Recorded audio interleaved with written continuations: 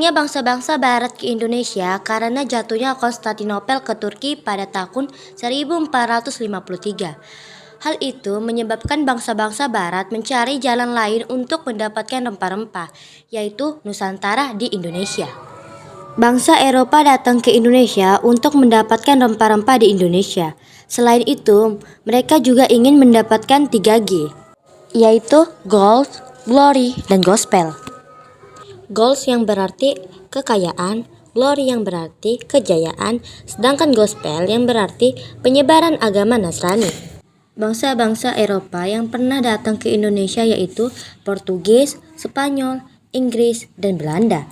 Di sini kita akan membahas bangsa Portugis dan Spanyol. Bangsa Portugis dan Spanyol datang ke Indonesia dengan tujuan yang sama, yaitu mendapatkan rempah-rempah. Agar tidak terjadi persaingan antara dua negara tersebut, maka disepakati perjanjian Tordesillas 4 Juni 1474. Isi dari perjanjian tersebut adalah Spanyol memiliki hak ke arah barat, sementara Portugis memiliki hak perjanjian ke arah timur. Portugis mulai melakukan ekspedisi pada tahun 1487 ke arah timur. Kemudian mereka sampai di Maluku, tepatnya di Ternate pada tahun 1512. Kedatangan mereka disambut baik oleh kerajaan Ternate karena Ternate membutuhkan bantuan Portugis untuk melawan kerajaan Tidore.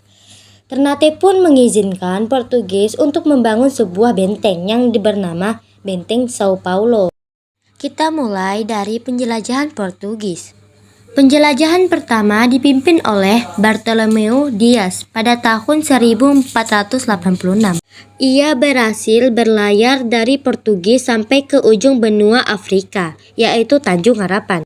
Selanjutnya yang dipimpin oleh Vasco da Gama pada tahun 1498. Ia berhasil mencapai Calicut, India. Berikutnya yang dipimpin oleh Alfonso de Albuquerque pada tahun 1511. Ia berhasil menguasai Malaka. Portugis berhasil mencapai Maluku pada saat dipimpin oleh Antonio de Abreu dan Francisco Serrao. Spanyol memulai ekspedisinya pada tahun 1492 ke arah barat. Kemudian mereka sampai ke Filipina pada tahun 1521. Kedatangan mereka disambut baik. Mereka melanjutkan perjalanan dan sampailah mereka di Maluku, tepatnya di Tidore. Kedatangan bangsa Spanyol disambut baik oleh masyarakat Tidore. Mereka yang tengah berselisih dengan Ternate menjadikan Spanyol sebagai sekutu untuk mengalahkan Ternate. Sekarang saya akan membahas tentang penjelajahan Spanyol ke Indonesia. Yang pertama dipimpin oleh Christopher Columbus pada tahun 1492 yang berhasil melewati Samudra Atlantis kemudian sampai ke benua Amerika. Penjelajahan berikut yang dipimpin oleh Ferdinand Magellan dan Sebastian Elcano pada tahun 1521. Ferdinand Magellan terbunuh dan perjalanan dilanjutkan oleh Sebastian Elcano bersama anak buahnya. Perjalanan Sebastian Elcano berhasil sampai di Maluku. Kedatangan Spanyol menjadi ancaman bagi Portugis sebab saat itu Portugis sudah berhasil memonopoli perdagangan di Maluku. Portugis dan Spanyol pun bersaing dengan memanfaatkan permusuhan kerajaan lokal. Selain itu, Portugis dan Spanyol saling tuduh mengenai perebutan rute perjalanan yang sebelumnya sudah disepakati melalui perjanjian Tordesillas. Perseteruan terus berlanjut sehingga pada tahun 1592 perseteruan tersebut diselesaikan dengan diadakannya perjanjian Saragossa.